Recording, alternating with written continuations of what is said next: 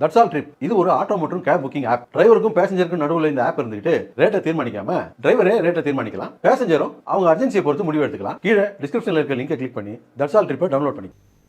திமுக ஆட்சியில் போதைப் பொருள் புழக்கம் அதிகரித்துள்ளதாக பாஜக மூத்த தலைவர் தமிழிசை சவுந்தரராஜன் தெரிவித்துள்ளார். பாஜக சென்னை கிழக்கு மாவட்டம் சார்பில் ஈசிஆர் சாலையில் நடைபெற்ற நிகழ்ச்சியில் பங்கேற்ற தமிழிசை 250க்கும் மேற்பட்ட பெண்களுக்கு இலவச சேலை வழங்கினார். பின்னர் பேசிய அவர், தமிழகத்தில் திமுக ஆட்சியில் போதைப் பொருள் புழக்கம் அதிகரித்திருப்பது கவலை அளிக்கிறது என்று கூறினார். இளைஞர்கள் தவறான பாதையில் செல்லாமல் விளையாட்டு மற்றும் படிப்பில் அதிக கவனம் செலுத்த வேண்டும் என்றும் அவர் வலியுறுத்தினார்.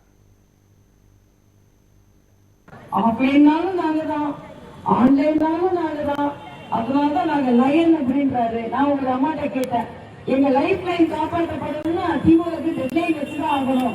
அதனால ஆன்லைன் வந்து அவங்களுக்கு டெட்லைன் நாங்க வச்சுட்டோம் அப்படின்னு சொல்றாங்க. ஏன்னா அவங்க சொல்ற மாதிரி எதுவும் இல்லை. தினமும் ஒரு கூட்டம் எல்லாவற்றையும் கூட்டிக் கொண்டு வந்து அந்த கூட்டத்துக்கு வர்றவங்களுக்கே திமுக ஓட்டு போட விருப்பம் இல்லை.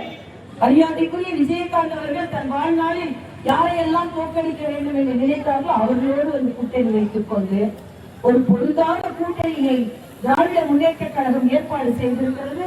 அதனால் நிச்சயமாக வீட்டுக்கு அனுப்பப்பட வேண்டிய கூட்டணி